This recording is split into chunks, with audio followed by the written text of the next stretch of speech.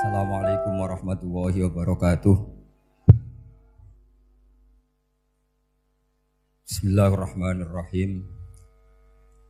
Tabarakalladzi nazzalal furqana ala 'abdihi liyakuna lil 'alamina nadhira. Allahumma shalli wa sallim ala sayyidina maulana Muhammadin wa ala alihi washabbihi asma'in amma ba'du. Ingkang sangat kula hormati, sangat kula takzimaken Kiai Haji Mustafa Bisri sedanten keluarga Kiai Haji Yahya dan semua keluarga besar Bani Mbah Bisri Mustafa. Ingkang sangat kula hormati Profesor Dr. Al-Habib Said Aqil Al-Munawwar. Beliau adalah profesor ahli hadis juga sekaligus ahli tafsir yang sangat kita hormati, sedanten yang hadir kita hormati. Mari bersama-sama nikmati audisi ini. Jadi ini saya digambar Mbah Mus untuk audisi. Jadi saya lulus apa enggak ya enggak tahu.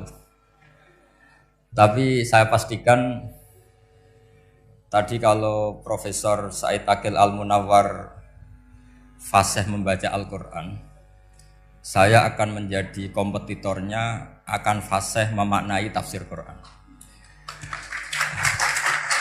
Karena saya sudah tidak mungkin bersaing di suara.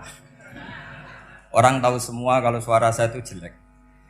Mungkin Allah mau bagi-bagi rezeki. Jadi kalau saya suaranya bagus, nanti tidak diundang jadi mufassir, diundang jadi penyanyi hadroh. Jadi sudah itu saya nikmati saja. Begini, saya dari awal itu sudah saya perkirakan. Jadi kalau nasib saya baik, itu kalau kalian tidak paham itu akan ngomong gini, wah ilmunya Gus Ba tinggi sehingga kita tidak paham. Itu kalau nasib sedang baik. Kalau nasib saya buruk, itu minim artikulatif sehingga menjelaskannya bulat, itu pasti nggak pinter orangnya. Menerangkan saja tidak mudah difahami. Tapi kalau nasib sedang baik, sampeannya nggak paham malah muji ilmu saya yang tinggi. Padahal kadang nggak memahamkan, memang rumusnya itu salah sehingga bulat. Tapi insya Allah nasib saya malam ini baik. Begini, saya dulu pernah berdoa berkali-kali sama Allah Subhanahu Wa Taala bahwa saya ingin membaca Quran itu fasih fil makna. Fasih itu artinya jelas, runtutan logikanya jelas. Sehingga barokahnya fase itu logika Quran atau logika yang dibangun Quran itu menjadi benar-benar logika yang diterima siapa saja, termasuk diterima oleh orang kafir. Kita tahu Umar itu masuk Islam sebelum mondok apa enggak pernah mondok? Sebelum mondok, enggak pernah beliau ngaji tafsir. Enggak pernah mondok. Tapi beliau dengar Quran itu faham. Karena logika yang diutarakan Quran itu logika sesuai fitrah salimah, sesuai akal yang sehat. Saya di mana-mana cerita karena ini kebanggaan para mufassir. Ketika Jubair bin Mut'im bin Adi menceritakan bapaknya yaitu Mut'im bin Adi, beliau adalah orang yang sangat pintar sekali sehingga didelegasikan oleh kafir Quraisy untuk jadi negosiator di Asra Badrin. Jadi perang Badar itu kan ada Asra Badrin, orang-orang kafir yang ditawar Islam. Kemudian orang ini diutus untuk jadi negosiator. Singkat cerita pas datang ke Madinah, pas Rasulullah SAW baca surat Wattur wa kitabim mastur fi raqim mansur sampai ayat am khuliqu min ghairi syai'in am humul khaliqun. Sampai ayat am khalaqus samawati wal ard. Di ayat itu Allah menceritakan kalau Tuhan-Tuhan yang kamu anggap Tuhan itu sebagai Tuhan, misalnya Lata, Uzza, Manat, enggak apa-apa kata Allah. Tapi kata Allah saya minta bukti prestasi mereka apa kalau sebagai Tuhan itu. Apakah pernah ikut menciptakan langit bumi? Atau kalau enggak bisa menciptakan urun kata Allah, urun semen sak-sak kata Allah. Penting urun. Sehingga logika lalu terbangun, prestasinya apa? Tuhan-Tuhan yang kami tuhankan itu. Kata Allah, Qul ara'aytum ma tad'una min dunillah aruni madza khalaqu minal ardi am lahum syirkun fis samawati. Kalau mereka Tuhan, tunjukkan prestasinya ke saya, kata Allah. Apakah mereka terlibat dalam penciptaan langit dan bumi? Atau kalau nggak bisa menciptakan 100%, kata Allah setidaknya urun. Ya tadi urun semen, am lahum syirkun fis samawati. Syirkun maknanya urunan. Lalu ketuhanan berhala, Uzza dan sebagainya batal karena ayat ini. Orang kafir berpikir, wah ini tidak Tuhan karena nggak punya prestasi apa-apa. Lalu mereka secara ekstrim malah berpikir ateisme, tidak mengakui adanya Tuhan. Kalau nggak diakui adanya Tuhan, berarti alam raya ini dimulai dari ketiadaan. Logikanya berarti begini, hadhil maujudat khalaqahal adam. Langit yang karuan wujud, bumi yang karuan wujud, hewan-hewan yang karuan wujud, matahari, rembulan, lautan semuanya wujud. Kemudian semua maujudat ini dirumuskan khalaqahal adam, diciptakan oleh ketiadaan. Pertanyaannya adalah mahuwal junun asyaddu min hadza. Kegilaan apa yang lebih parah ketimbang ini? Karena sesuatu yang wujud dimulai dari sesuatu yang tidak wujud. Berarti sama dengan mengatakan hadhil maujudat khalaqahal adam. Semua yang enggak ada ini diciptakan oleh sesuatu yang enggak ada. Jadi semua yang ada diciptakan oleh sesuatu yang enggak ada. Maka Quran ketika ngendikan am khuliqu min ghairi syai'in. Apakah kalian semua atau mereka semua diciptakan min ghairi syai'in, min ghairi khaliqin maujudin. Saya ngecek di beberapa tafsir termasuk bukan kitab tafsir tapi maknanya sama seperti di Ihya. Masa alam raya seindah ini, seeksistensi ini, senyata ini kemudian diciptakan oleh sesuatu yang tidak ada. Mereka akhirnya mikir, ya harus diciptakan oleh sesuatu yang ada. Nah, karena sesuatu yang ada ini posisi pencipta, maka harus berstatus super. Nah, super ini oleh ulama dibahasakan wajibil wujud. Maka zat yang menciptakan ini namanya zat sing wajibil wujud. Lalu wajibil wujud ini oleh Islam disebut Allah Subhanahu wa ta'ala. Kayak apa fasihnya Quran bikin logika? Atau orang yang jadi Tuhan itu yang mengklaim sebagai Tuhan? Itu juga mungkin, yang penting mewujud. Siapa itu? Fir'aun. Fir'aun itu mengaku sebagai Tuhan. Dia sudah sah dari segi dia wujud. Namanya orang wujud punya eksistensi, mungkin berkreasi. Saya ulang lagi, namanya orang wujud punya eksistensi, tentu mungkin berkreasi. Tapi pertanyaannya begini, ketika Musa tanya, pertama ditanya Musa, lalu kamu kalau menyembah selain saya, nyembah siapa? Kata Musa, Rabbul Alamin. Siapa Rabbul Alamin? Rabbus samawati wal ardi, yang menuhani langit bumi. Terus kata Fir'aun, tidak jawab, manggil Haman. Haman, kamu kan arsitektur, coba ibnili sorhal ali abluhul asbab. Ya Haman ibnili sorhal ali abluhul asbab.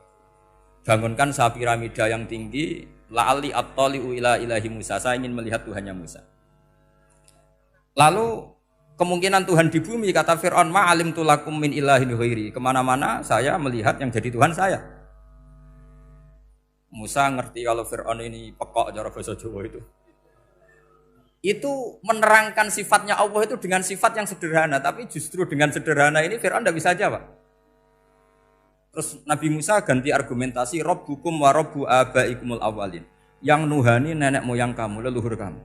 Itu terperangah, kagetnya bukan main Fir'aun. Karena para umatnya, para punggawanya lalu berpikir, kalau ini Tuhan, berarti buyut-buyutnya enggak ada Tuhan, kan Tuhannya datang terlambat. Makanya Pak Jokowi kalau dituduh PKI enggak terima. Saya ini lahir tahun berapa gitu. Pas ada PKI itu masih 4 tahun. Masa ada PKI balita? Ini enggak, ini ada Tuhan balita, Tuhan terlambat. Pertanyaannya adalah kalau Fir'aun itu Tuhan, lalu bapaknya, mbahnya, buyutnya Tuhannya siapa? Makanya ketika Allah disifati Nabi Musa, Rabbukum wa Rabbu abaikumul awalin. Yang nuhani nenek moyang kamu itu kagetnya bukan main. Dan semenjak itu banyak punggawa Fir'aun yang iman.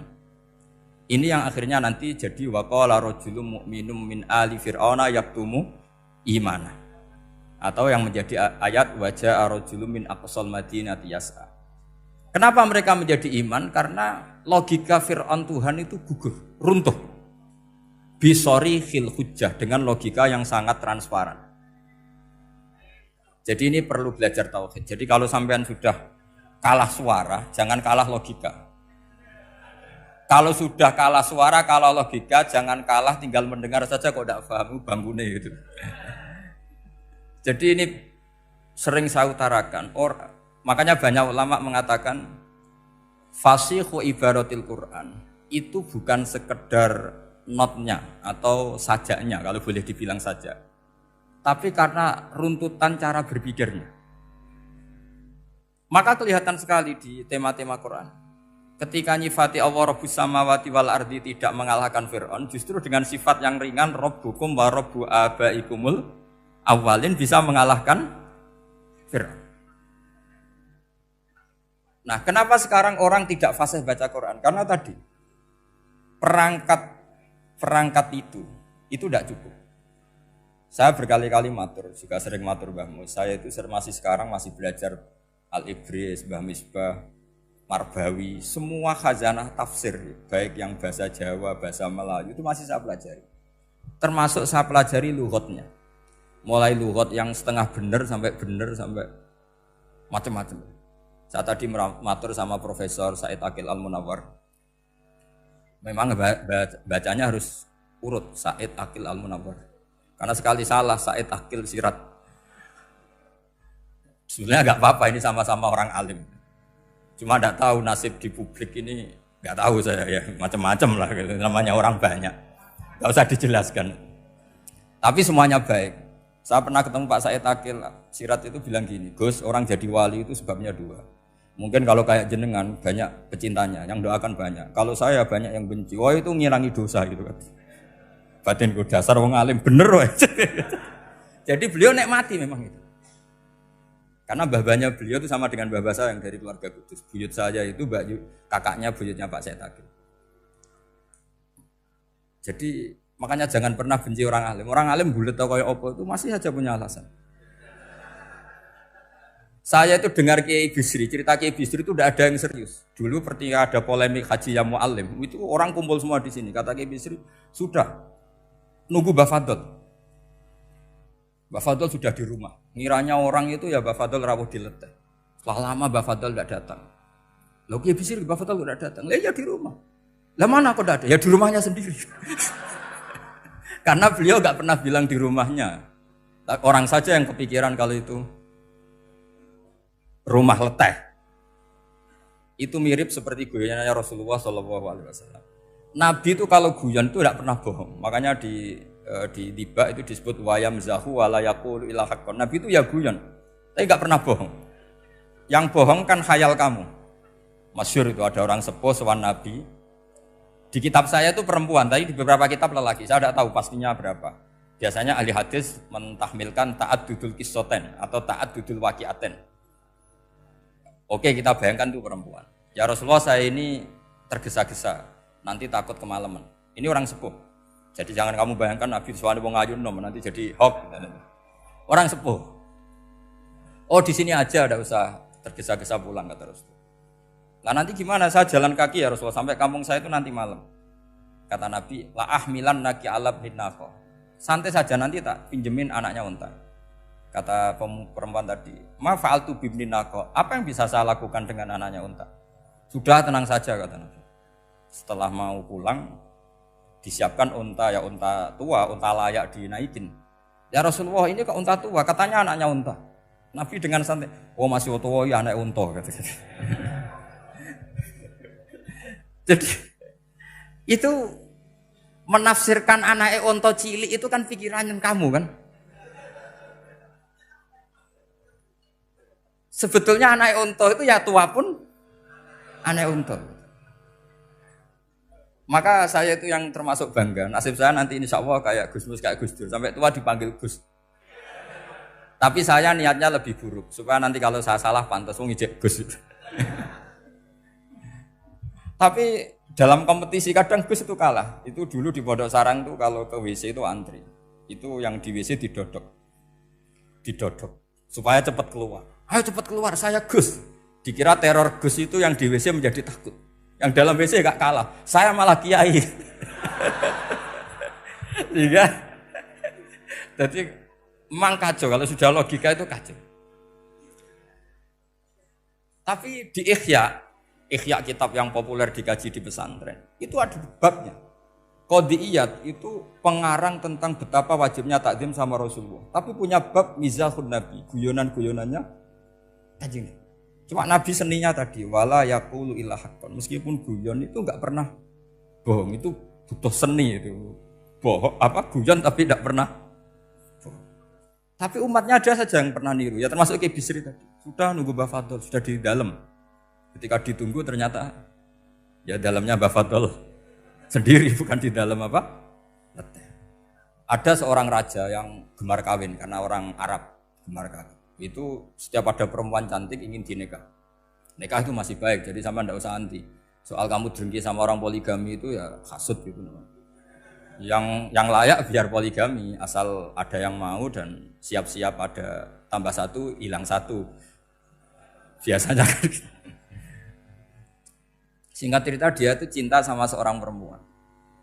Nah perempuan itu ditanya-tanyakan sama pemuda situ ajudan dia. Gimana saya boleh nikah itu? Jawabannya tadi kaifa tankihuha wa qad ra'aitu qabbalaha rajulun.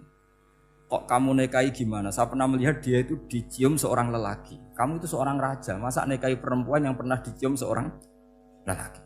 Wah itu miso-miso raja. Udah enggak. Saya ini raja muslim soleh, masa nikahi orang yang pernah dicium lelaki? Suatu saat si pemuda ini menikahi perempuan itu. Mangkelnya bukan main, karena dia saingan sama raja, gak mungkin menang. Satu-satunya menang itu bikin hoax tadi itu.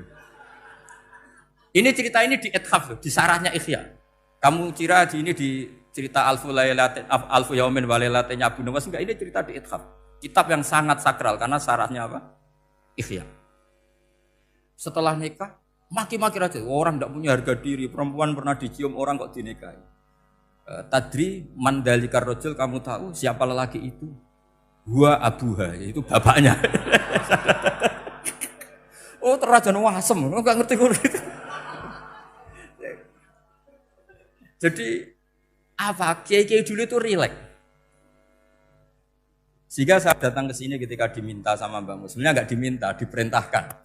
Karena pasti pakai agak-agak otoriter gitu. Karena di atas kita, jauh di atas kita. Mbah Mun guru saja manggil beliau Lek. Karena kita tahu Mbah Mus punya ibunya itu binti Khalil Harun. Mbah Khalil itu, saya punya manakibnya banyak tentang Mbah Khalil Harun. Jadi beliau itu adiknya Umar Harun. Mbah Umar Harun itu dulu alim-alimnya Ki Sarang, setelah Mbah Ghazali itu Mbah Umar Harun. Termasuk Mbah Khalil Harun yang ngaji sama kakaknya Umar Harun. Setelah beliau alim alama, singkat cerita setelah menyelesaikan pendidikan, pindah ke Kasingan itu dibawain santri oleh kakaknya, namanya Umar Harun. Nah Mbah Harun itu punya istri namanya Mbah Sinto, itu saudaranya Mbah Ghazali. Makanya Mbah Mun manggil Mbah Mus itu Lek, karena Mbah Mun ke Mbah Ghazali itu Mbah Mun Nyai Mahmudah binti Ahmad. Ahmad ini bin Su'aib. Su'aib ini juga menantunya Mbah Ghazali. Terus Mbah Ghazali, berarti Mbah Mun dari Mbah Ghazali generasi kelima. Kalau Mbah Mus kira-kira ya Mbah Mus, Nyai Bisri, Mbah Khalil. Nah Nyai Sinto ini sudah saudaranya apa? Mbah Ghazali. Berarti Mbah Mun dengan Gus Mus itu kalah satu tokoh di urutan nasab. Makanya manggil apa? Tapi Mbah Mus orang baik, tidak pernah manfaatkan itu. Yang sering manfaatkan Mbah Nawawi itu.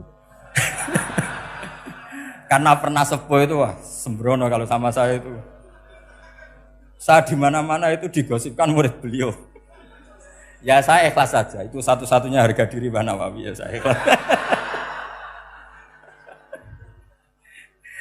Saya ikhlasnya. Jadi karena memang saya manggil beliau juga memang pernah nyembah.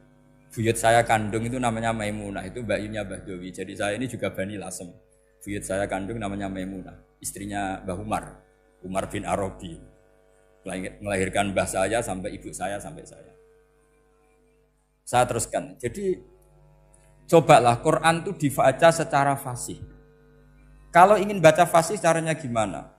Kamu harus belajar balaghah, belajar lisanul Arab, belajar mantek, belajar logika.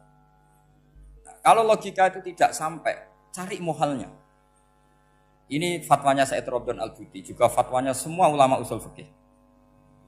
Saya ulang lagi ya, kalau logika kamu nggak paham, cari sisi muhalnya. Saya ulang lagi, cari sisi muhalnya. Misalnya kamu angan-angan tentang Allah nggak dok. Sedurunge Allah iku sapa? Misalnya kamu angan-angan gitu. Sama agama tentu itu dilarang, tapi orang filsafat tetap saja nyari itu. Lalu hentikan pencarian itu, yaitu tadi katakan saja hadhil maujudat yastakhilu ayyakhluqahal adam. Sesuatu yang maujud tentu enggak mungkin disebabkan oleh sesuatu yang tidak ada. Fa innal adama la yu'atsiru aslan wala yakhluqu aslan. Namanya sesuatu yang enggak ada pasti tidak berstatus pencipta. Namanya saja enggak ada. Akhirnya la buddha min ayyasbiqa hadzal alam maujudun. Maka alam ini harus didahului sesuatu yang maujud. Lah maujud ini yang oleh Islam disebut Allah Subhanahu wa taala. Sudah selesai di sini. Tinggal delok TV, tinggal ngopi, turu sampai setannya setruk karena nunggu mau bikin was-was itu lagi. Loh saya itu termasuk kiai paling sering lihat sinetron.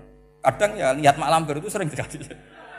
Sampai istri saya itu protes, Gus, dengan kata orang banyak orang alim kok senengane delok Mak Lampir. Karena setan mau menggoda saya tentang berpikir Allah. Jadi dia ngenteni. Kok malah mikir Mak Lampir gitu. Setelah lihat Mak Lampir biasanya saya itu lapar, terus makan. Habis makan tidur. Setannya masih nunggu mau was-was. Ternyata saya habis bangun ngopi lagi. Kadang lihat berita orang ditangkap KPK, macam-macam. Ini penting saya utarakan supaya setan itu tidak menang. Jadi ciri utama setan itu kata Rasulullah SAW, setan ini goda umatku, hadhil jibal khalaqaha Allah, hadhil ardo khalaqaha Allah, hadhil bihar khalaqaha Allah, faman khalaqaha Allah. Itu makanya banyak orang jurusan filsafat keblinger karena tanya Allah itu siapa. Kata Rasulullah, jika sampai ini maka kamu harus berhenti. Lu berhenti tanpa dialihkan ke yang lain kan susah. Tinggal aja lihat dulu sinetron. Ya paling gampang ya Mak Lampir kan ada takut-takutnya sedikit. Karena kalau lihat sinetron anak-anak milenial itu kalau ada artis cantik sampai nangis. Karena istri kamu tidak seperti itu. Jadi ini trik ya. Trik supaya melihat TV tapi tidak nyesal. Makanya saya milihnya Anggreng Darmo, Mak Lampir. Ya saya nggak mikir maknanya. Butuhnya setan ben mangkol itu. Karena ngenteni saya mikir itu ternyata tidak mikir itu lagi.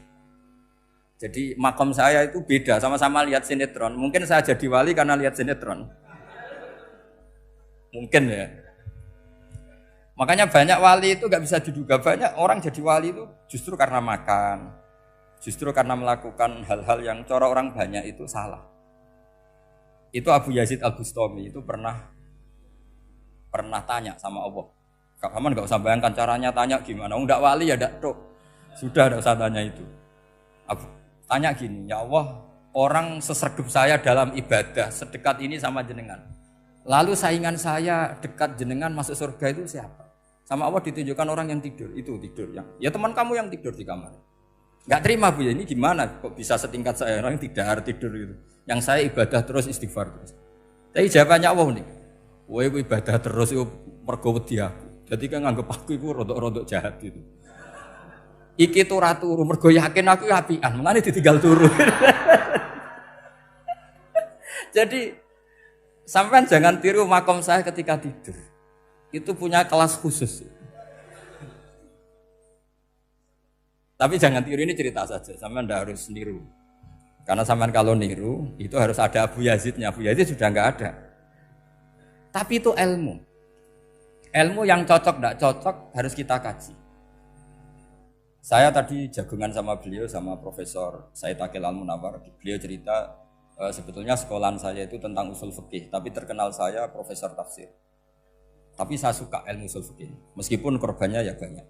Biasanya orang jadi liberal gara-gara ya usul fikih. Sebenarnya nggak perlu dipikir lah itu macam-macam. Begini, dalam usul fikih yang mainstream itu kan ada hukum wajib, haram, ya makruh, terus macam-macam lah. Termasuk ada mubah. Mubah itu boleh dilakukan, boleh ditinggalkan. Dalam ilmu usul fikih sebetulnya definisi mubah boleh dilakukan, boleh ditinggalkan itu salah. Karena begini, setiap Anda melakukan sesuatu yang mubah, pasti di saat itu meninggalkan sesuatu yang haram. Saya ulang lagi ya. Itsma min mubahin illa wa yatahaqqaqu bihi tarku haramimma. Semua teks di Lubul Usul seperti itu. Memang saya hafalkan karena ini cara saya jadi wali yang mudah murah. Itsma min mubahin illa wa yatahaqqaqu bihi tarku haramimma. Fayatahaqqaqu bisukun tarkul qatli wa bisukut tarkul qadzaf. Terus beliau membuat sekian contoh. Hukum mubah itu kata ulama yang lain kan boleh dilakukan, boleh ditinggal. Itu tidak benar. Mubah itu ya wajib. Karena setiap kita melakukan mubah maka saat itu berarti kita meninggalkan barang haram. Coba orang tidur itu artinya apa? Tidak zina, tidak maling, tidak selingkuh, tidak mabuk. Sampean di pondok nikmati jagongan, rokokan, ngopi. Artinya nikmati rokok, nikmati kopi. Tidak menikmati tontonan di bar. Makanya kita berharap malaikat itu belajar usul fikih sehingga ketika kita rokok di pondok dilihat hada taroka melihat bar, wahada taroka melihat dangdutan, wahada. Jangan sampai malaikat bilang gini, dasar kere rakra delok. Itu repot kalau sampai begitu. Nah, kalau mubah itu artinya tarkul haram. Tarkul haram itu wajib apa sunat? Wajib kan? Berarti setiap orang melakukan mubah hakikatnya melakukan wajib dan itu artinya dapat pahala. Salah sampean ngajine ra khatam, dadi nglakoni mubah ku mengira tetep mubah. Maka berbahagialah orang yang ngajinya khatam. Makanya setahu saya kiai-kiai Mbah Mun ya sering guyon. Setahu saya Mbah Mun kalau ketemu Mbah Mus ya guyon terus. Guyonnya ini adalah waminal qutbi kata Imam Ghazali. Qutbu hadaddin al-istildad bil mubahat. Poros agama ini pada akhirnya adalah nikmati sesuatu yang dibolehkan Allah Subhanahu. Orang itu kalau fasik, mau makan siang aja kalau enggak ditemani perempuan cantik enggak bisa makan. Mau jalan-jalan kalau enggak ditemani perempuan cantik enggak bisa jalan-jalan. Kalau kiai-kiai itu enggak. Gujluk-gujlukan wis seneng ira karuan. Dulu terkenalnya Kiai Bisri, Kiai diundang, katanya mau ada menteri. Ternyata menterinya ya beliau tidak masak antok di sini. Karena maknanya menteri itu pembantu presiden. Semua kita adalah bantu presiden terlaksananya kedamaian itu. Loh iya kan? Saya berkali-kali ngomong di mana-mana. Apa artinya menteri pertanian kalau kita tidak nanam padi? Mbok pinternya kayak apa tetap nggak ada ketahanan pangan. Sekarang menjadi ketahanan pangan itu rumusnya menteri apa karena petani mau nanam padi? Itu hakikatnya membantu presiden dalam ketahanan pangan. Cuma petani lebih keren karena tidak butuh digaji. Kalau menteri ya keren tapi kurang keren karena masih dapat apa? Gaji. Akeh tunggale anak mikir untuk gaji. Nah petani ndak mikir nggak dapat gaji. Oh, itu keren. Selalu rakyat lebih keren dibanding pejabatnya. Memang gitu aturannya begitu. Aturannya begitu. Kamu saja yang kurang syukur. Jadi rakyat tuh gremeng. Enak jadi menteri. Ya sudah itu hak kamu, tapi saya tidak berpikir seperti itu. Maka saya ulang lagi ya. Kenapa saya ngomong seperti ini? Supaya tadi saya sudah bilang, saya sudah enggak menang dalam suara, harus menang dalam logika. Karena ini audisi, ini audisi. Di kabar Mbah Mus, nanti yang menang siapa tidak tahu saya. Tadi Pak Mu'ad, sekarang saya, kemarin Gus Zofur, enggak tahu saya. Nanti masuk nominasi apa enggak tahu. Begini. Kalau artinya fi'lul mubah itu tarkul haram, saya ulang lagi. Kalau fi'lul mubah itu artinya tarkul, maka mubah ini spesial sespesialnya. Sehingga Allah kadang ngendikan sederhana sekali. Wa min ayatihi manamukum billaili wan nahar. Termasuk ayatnya Allah adalah kamu ditakdir tidur malam hari maupun siang hari. Kalau kamu enggak malam hari, subuh hari, pagi hari, siang hari. Kenapa dihitung wa min ayatihi? Sekarang kalau ada pakar medis, pakar kesehatan bilang, ini kalau kurang istirahat mati, kalau kurang istirahat jantungan. Berarti tidur adalah menghilangkan penyakit jantung. Obat paling mandi dengan orang rutin tidurnya, itu masih mandi orang rutin tidur. Kamu beli obat harganya 1 miliar, tapi gak pernah tidur 3 hari, tetap taqabbalallahu minna minkum taqabbal ya karim. Maka yang penting itu obatnya apa tidurnya? Tidurnya yang dibantu obat.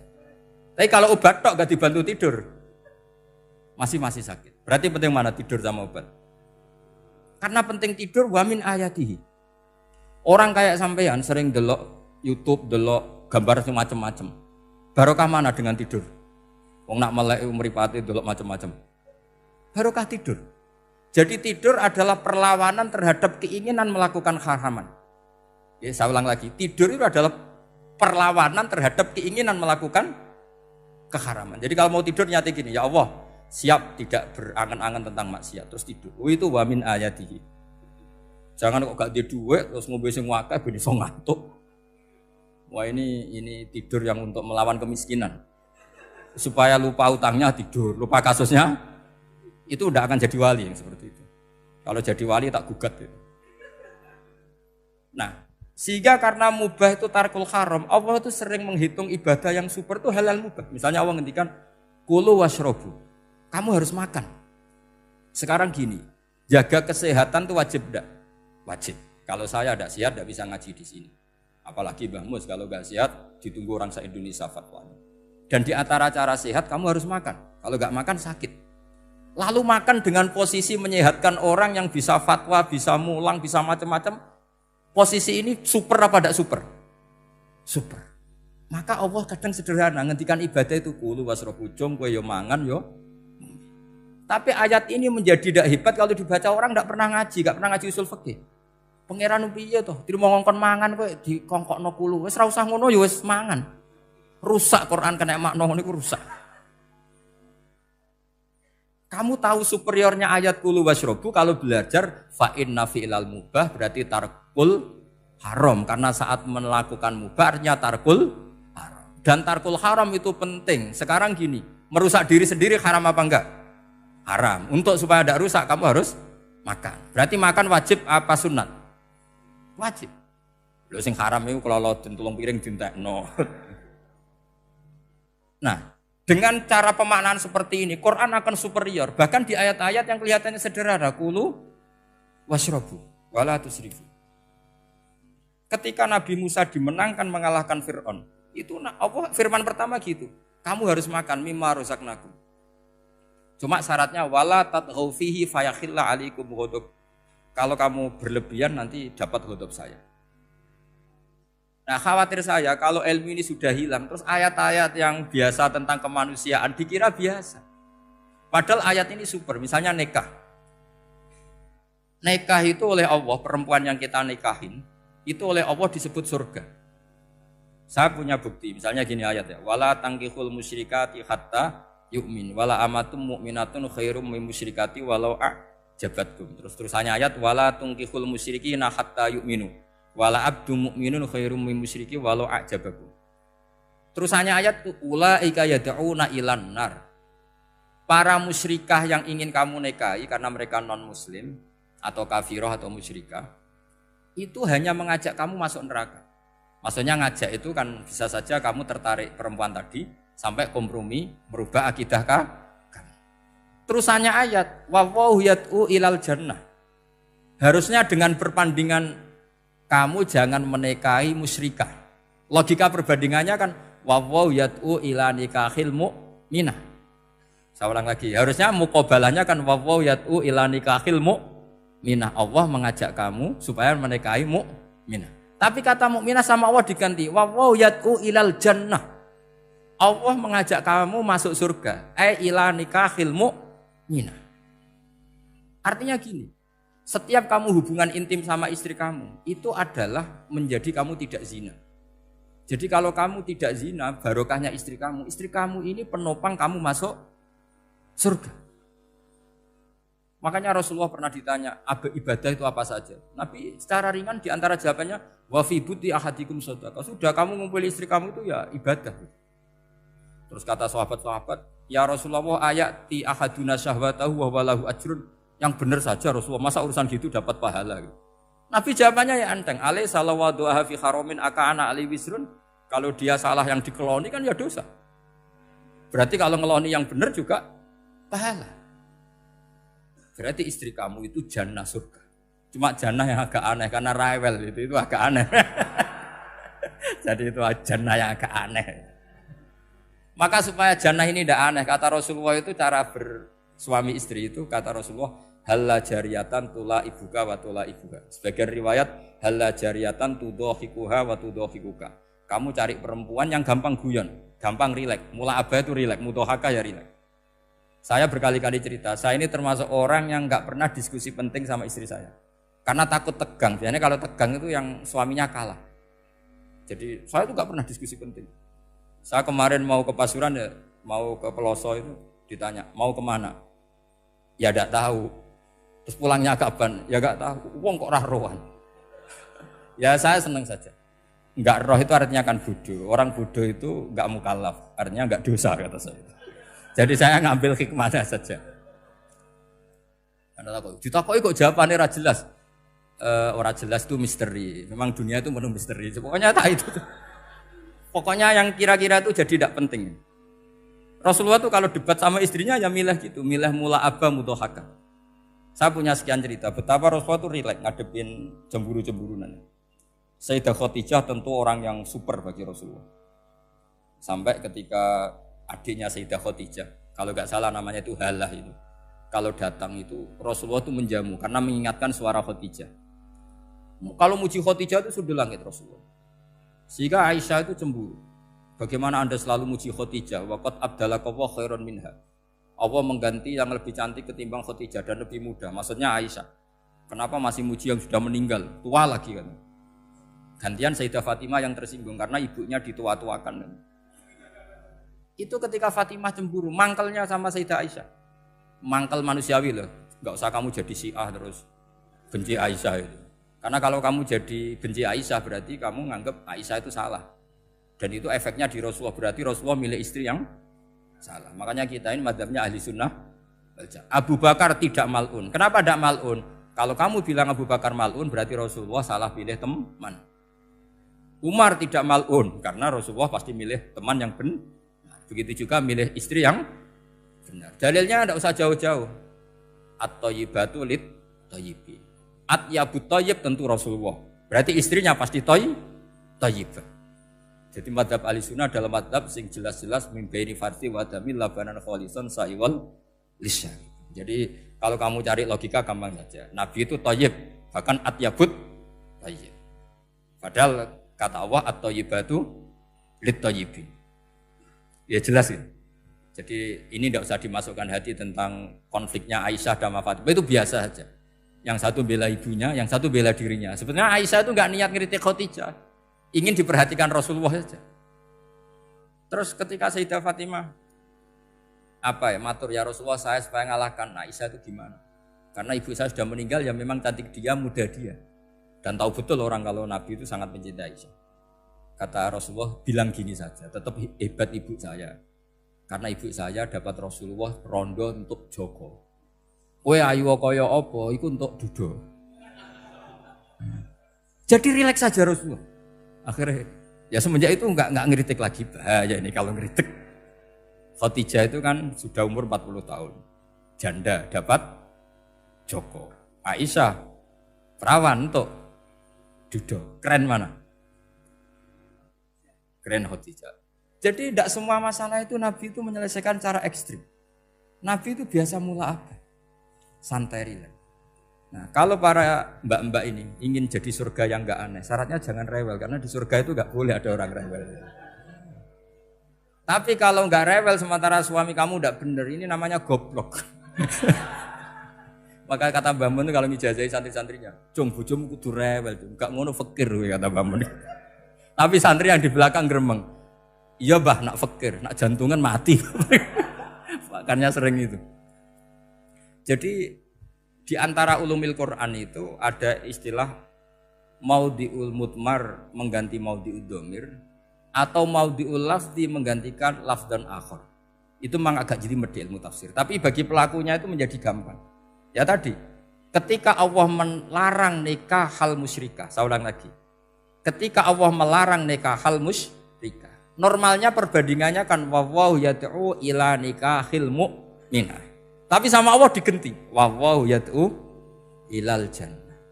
Itu menunjukkan bahwa nikahul mukminah adalah al jannah. Karena kamu hubungan intim ya ibadah, diwamuk kowe sabar ya ibadah, nafakoi ya ibadah, neng-nengan kejahatan senjata juga ibadah.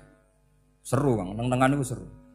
Karena memang di antara sistem tubuh kita itu butuh masa-masa jeda. Itu mari cerdas. Karena tubuh kita ini tidak hanya butuh seneng, tapi juga butuh susah. Susah itu melahirkan kearifan. Jajal bojomu tahu minggat, mesti kearifan kamu meningkat.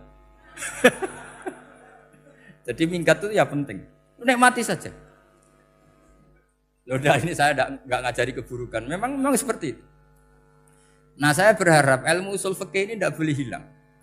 Karena dengan ilmu usul fikih kita tahu mubah adalah tarkul haram dan tarkul haram adalah wajib. Maka Allah sering sekali membicarakan sesuatu yang mubah itu superior. Kayak tadi wa min ayatihi manamukum billaili wan nahar. Termasuk ayatnya Allah adalah kamu itu tidur. Cara berpikir tadi, kalau saya tidak tidur sakit, kalau sakit habis biaya banyak. Sementara tidur hanya butuh seperti ini. Betapa baiknya Allah dengan tidur bisa menjaga kesehatan yang kalau tidak dijaga berbiaya tinggi. Berarti hadan naumul ibadah. Terus ulama bilang tidur itu ibadah kalau niatnya litaqawi alal ibadah. Tapi nak wae blojo turu lah itu sing masalah. Tapi tentu ilmu itu ada pembanding. Sekarang ketika kamu tidur itu tarkul wajib apa tarkul haram lah itu masalahnya. Seringnya kamu itu tarkul wajib. Wae mulang turu. Wae ngantor wong kerja turu. Lah itu tarkul haram atau tarkul wajib? Tarkul wajib. Kalau tarkul wajib berarti status tidur kamu haram. Sudah pinter ini sudah maju ini sudah maju. Jadi saya belajar usul fikih lagi-lagi karena untuk menjadi mufassir itu harus menguasai balaghah, menguasai usul fikih, menguasai lisanul arab. Nah, lisanul arab yang sering saya contohkan berkali-kali. Saya punya kitab namanya Ar-Risalah. Orisinil karangannya Imam Syafi'i. Saya baca beberapa kali khatam. Juga saya beberapa kali bacakan santri. Itu kalau memaknai Quran secara lisanul arab itu gampang sekali. Gampang sekali. Ketika Imam Syafi'i mengatakan kamu boleh tayamum ketika bepergian dan saat bepergian itu tidak menemukan air. Syaratnya kamu tolabul ma', cari-cari dulu. Ketika ditanya sama Ashabus Syafi'i, kenapa harus cari-cari dulu? Jawabannya enteng.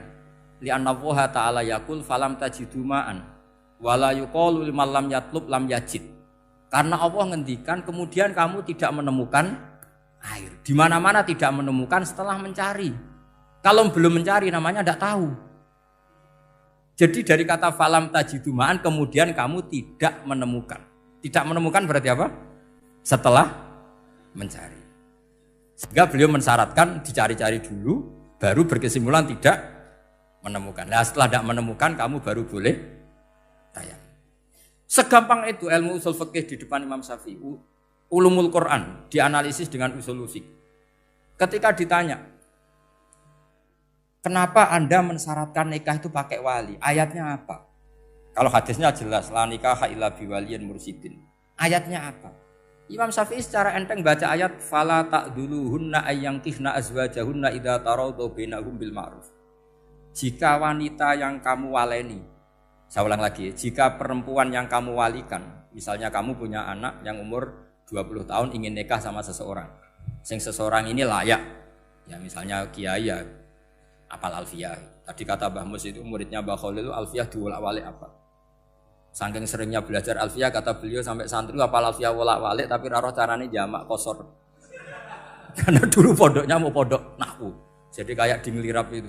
Tonggone nganti apal fa'ala yaf'ulu fa'lan. Cinone weh apal saking bedino itu ujiane ra selawatan fa'ala yaf'ulu fa'lan wa ma fa'lan wa fa'ilun. Jadi pondok ya macam-macam. Itu saya tadi sampai mana itu? Tentang apa? Wali nikah tadi. Di bab fikih, saya ulang lagi di bab fikih. Itu kata Allah, jika perempuan yang kamu walikan itu ingin nikah, fala ta'duluhunna, jangan kamu larang. Kata Imam Syafi'i, kalau seorang wali tidak punya hak mewalikan, maka larangan jangan menghalangi itu tidak ada gunanya. Misalnya gini, Zaid itu tidak punya utang saya ulang lagi, Zaid tidak punya utang saya. Memang ini ilmu logika, Zaid tidak punya utang saya.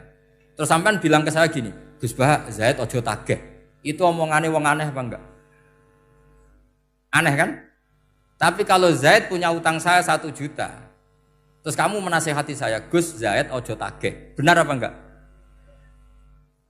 Wali itu punya hak melarang. Saya ulang lagi, wali berarti punya hak melarang putrinya tidak nikah. Sehingga diperintahkan Allah, kamu jangan pernah melarang. Berarti punya hak melarang. Kayak tadi, Gus ojo tageh, berarti aku dia hak nageh. Misalnya otoritas bandara ATR, pesawat Boeing sekian-sekian Lion bolehkan landing di sini. Karena operatornya punya hak melarang. Juga punya hak mengizinkan. Tapi kalau orang lain kamu bilangin, pesawat Lion nggak boleh landing di Semarang. Orang lain yang nggak terkait dengan otoritas itu. Aneh nggak omongan itu? Aneh. Kalau wali dilarang menghalangi perempuan ingin nikah harus memberi izin maksudnya. Maka berarti wali punya hak menikahkan. Paham yang saya maksud? Makanya Imam Syafi'i mensyaratkan seorang perempuan yang nikah harus pakai wali. Jadi segampang itu. Kitab Ar-Risalah menerangkan ulumul Quran. Dan dalam banyak hal ulama dulu itu, makanya saya tadi berjanji karena Quran itu bisa kamu baca fase, kamu dengerin suara enak ya enak. Kamu dengerin logika yang enak ya enak. Jangan sampai kamu udah dua-duanya. Suaranya sudah tidak enak, logikanya tidak enak. Itu kacau namanya. Ketika Imam Syafi'i ditanya, bagaimana hukumnya uzubah? Uzubah itu enggak nikah. Padahal ada hadis, faman rohiba an sunnati falesa. Kata Imam Syafi'i, ya enggak apa-apa. Kenapa? Fa inna wa ta'ala dzakara 'abdan sholihan wa qala wa sayyida wa hasura wa nabiyya minas sholihin. Allah menyebut nabi yang soleh dan di antara nabi yang soleh itu ada yang berstatus hasur. Hasur itu tidak ada keinginan sama perempuan. Akhirnya tidak nikah. Berarti tidak nikah itu boleh karena ada nabi yang tidak nikah. Segampang itu dulu. Saya punya kitab, saya ini baru gencar-gencarnya kampanye kitab Syajaratul Ma'arif. Karena memang kitab itu bagus menurut saya, simpel dalam memahami Quran. Jadi anggap saja ini bentuk penghormatan saya sama Ki Bisri yang sudah mengkhidmai mengenalkan ulumul Quran lewat tafsir Al-Ibris. Yang Kiai Misbah punya tafsir Al-Iqlin. Memang dua beliau itu kalau yang satu ngarang terjemah Alfiyah, yang satu yang ngarang satu. Ini dua kutub yang berbeda, yang satu sangat rileks, yang satu sangat seperti itu. Enggak usah diterjemah nanti jadi repot. Itu ulumul Quran yang ditulis Syajaratul Ma'arif itu gampang sekali. Misalnya begini, beliau bikin judul Babun Nafil Ibad Bikullil Bilad. Bab seseorang harus manfaat kapan saja dia berada. Itu terus beliau qala ta'ala wa ja'alani mubarakan ainama kuntu. Ciri utama para nabi itu ngendikan wa ja'alani mubarakan ainama kuntu. Saya dijadikan di mana-mana itu berkah. Jadi seseorang hidup harus di mana-mana manfaat. Terus ketika beliau ngendikan babun la yutrakul haqqu li ajril batil, bahwa kebenaran tidak boleh ditinggalkan hanya karena ada banyak kebatilan. Beliau terus ngendikan inna sofal marwata min sya'airillah faman hajjal baita wa atamara fala junaha alai ayat tawafa bihima. Jadi di sofa itu ada berhala namanya Isaf, di Marwah ada berhala namanya Nailah, atau sebaliknya pokoknya Isaf dan Nailah. Terus sahabat kalau mau sa'i itu merasa dosa karena harus melewati berhala-berhala itu. Sehingga mereka tanya, ya Rasulullah, saya ini tetap tawaf enggak? Padahal di tempat-tempat itu ada berhala. Terus kata Allah tetap tawaf. Nah tetap tawaf ini artinya apa? Melakukan barang hak meskipun di situ banyak kebatilan. Itu manhajnya para orang-orang alim kita. Mbah Mun, Mbah Mus itu ya berkawan sama orang yang macam-macam. Kamu tidak usah ngeritik. Itu fikihnya sudah kelas tinggi. Fikihnya tuh la yutrakul haqqu li ajlil batil. Saya di mana-mana cerita. Saya punya kitab namanya Khilyatul Auliya wa Tabaqatul Asfiya. Itu syarat kamu kalau daftar wali harus punya kitab itu. Khilyatul Auliya wa Tabaqatul Asfiya. Itu karangannya Abu Nu'aim Al-Asfihani. Kitab itu yang jadi indukan Ihya ketika menyebut manaqibul akhyar. Kita tahu Ihya kalau bab tasawuf mengikuti Kutil Qulub yang di kalangan Abu Thalib Al-Makki. Kalau fikih tentu beliau mengikuti Imam Haramain gurunya, yaitu kitab Nihayatul Matlab fi Dirayatil Madhab. Kalau manaqibul akhyar beliau mengikuti kitab Khilyatul Auliya. Dan mengikuti itu penting kalau dalam tradisi kiai. Enggak boleh seorang kiai kok mikir sendiri, namanya mustakil. Kalau mustakil itu mubtadi', bikin tatanan baru dalam agama. Justru ulama itu harus niru sebelumnya karena sanad itu harus musalsal, enggak boleh. Imam Syafi'i bilang haram terus kamu bilang halal. Terus murid kamu bilang makruh. Terus muridnya kamu ya pokoknya khilaful aula, enggak boleh gaya-gayanan gitu. Kalau di kampus plagiat itu dilarang, kalau di pondok itu wajib. Makanya banyak kalau tes itu ngerpek karena belajar itu tanpa batas katanya. Lu kok ngerpek? Mboten yai, jare belajar kapan saja. Jadi mboten ngerpek, mutolaah pas tes. Kacau tuh santri itu. Mutolaah tapi pas apa? Tes. Itu dalam kitab Khilyatul Awliya diterangkan. Uniknya rawinya itu siapa? Sufyan bin Uyainah, orang yang sangat khusyuk, gurunya Imam Syafi'i. Kita tahu Imam Syafi'i punya guru zaman di Mekah itu namanya Muslim bin Khalid Az-Zanji. Dalam hadis ngikuti Sufyan As-Sawri sama Ibnu Uyainah. Tapi beliau intisabnya lebih ke Imam Malik ketika ngaji apa? Muwatta. Terus beliau punya guru usul fikih namanya Muhammad bin Hasan Asy-Syaibani. Itu Sufyan bin Uyainah dalam kitab itu diceritakan. Pernah suatu saat Isa sama Yahya. Ini supaya saya tahu fikihnya Mbah Mun, fikihnya Mbah Mus. Isa sama Yahya itu satu nabi yang sama-sama muda, yang satu angkatan. Saya berkali-kali cerita, nabi yang satu angkatan itu ada 3. Tapi yang 2 ini enggak level, yaitu Ibrahim dan Lot. Tapi enggak level karena Lot itu adalah pernah keponakan siapa? Ibrahim. Musa dan Harun, tapi Harun itu enggak levelnya Musa karena dia jadi nabi berdasar proposal Nabi Musa. Jadi Nabi Musa itu alsak, agak pelak. Sehingga beliau kalau menjelaskan kesulitan, terus pakai jubir. Makanya kemarin-kemarin itu ada wali yang kalau ngomong pakai apa? Jubir. Akhirnya Nabi Musa ngendikan apa? Waj'alli waziran min ahli Haruna akhi usdud bihi azri wa asyrikhu fi amri. Ya Allah, saya ini lisannya agak pati fasih. Tolong Harun sing huwa afsahu minni lisanan. Yang lisannya lebih fasih tolong jadikan nabi. Sama Allah dituruti, Harun jadi apa? Nabi. Tapi yang dapat wahyu Musa, jadi dia hanya jubir. Makanya seangkatan tapi tidak level. Yang seangkatan level itu hanya Yahya dan Isa. Nabi Isa kita tahu berstatus wa yukallimun nasa fil mahdi wa kahla. Jadi mulai kecil sudah pinter. Nabi Yahya ya enggak kalah keren. Ya Yahya khudil kitab bi quwwah wa atainal hukma sabiyah. Ketika kecil sudah pinter. Jadi ini rivalitas dalam ilmu. Makanya khilaf itu penting. Jangan gontok-gontokan berarti ora tahu ngaji. Khilaf itu penting. Nabi Yahya itu kalau jalan-jalan sampai Nabi Isa, itu yang Nabi Yahya mesti tanya, aina khiyarun nas, rumahnya orang baik mana? Saya mau nginep di situ. Mesti tanya gitu kalau di satu perkampungan yang beliau-beliau sedang jalan-jalan. Tapi kalau Nabi Isa tanyanya aneh, aina syirarun nas, wong sing elek-elek manggone nang ndi? Akhirnya ini kan terjadi debat, tapi karena sama nabinya ya ndak debat kusir terus, kubu-kubunan kosong berapa sama kosong berapa, enggak, ini sama. Ya sama-sama kosong-kosong, sama-sama orang ikhlas itu kosong-kosong. Sama lama terus debat kecil. Kenapa kamu tanya aina khiyarun nas? Mana orang-orang baik? Jawabnya Nabi Yahya, ya kumpul orang baik itu enak, nyaman, teduh, enak lah. Nah kamu kenapa kau tanya mau nginep di aina syirarun nas? Ana nabiyun, ana tobibun, udawil mardo. Saya ini dokter, nabi itu dokter. Di mana-mana dokter menyembuhkan yang sakit.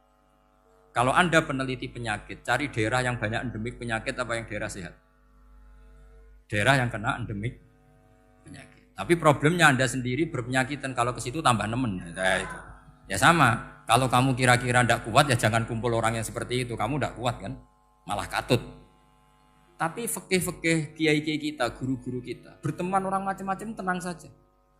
Karena mereka kekuatan kesalehannya sudah absolut, sudah kuat sekali. Ya tentu bi'aunillah wa bitaufiqih. Sehingga kamu tidak usah meki para guru-guru kita. Saya pernah didhawuhi Mbah Mun. Ya Cung ya aku wis ketemu Megawati.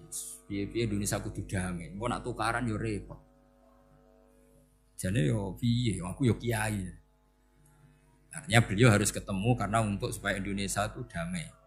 Beliau anggap saja makili religius, Bu Mega makili apa? Nasional. Dan Indonesia damai itu kalau ada kerjasama antara kaum nasionalis dan kaum apa? Religi. Jadi yang namanya damai itu penting sekali. Sampai Rasulullah itu pernah berdamai sama orang yang jelas-jelas kafir. Apalagi Indonesia belum sampai seperti itu. Yaitu kita tahu dalam Sulhul Hudaybiyah, Nabi berakad damai sama Suhail bin Amr. Padahal kafir. Nah, kalau kamu Qur'annya sudah seperti itu, maka Qur'an itu punya kekuatan yang luar biasa. Ketika Sayyidina Ali konflik sama Sayyidina Muawiyah, itu dirumuskan kita berdamai. Setelah kita berdamai, terus ada pertanyaan begini. Lalu orang yang sedang konflik itu nak ketemu raine, roh raine wis ra seneng. Ning dinggon jenenge konflik ketemu raine wis ra seneng. Oke, kita pakai mediator, kata Sayyidina Ali.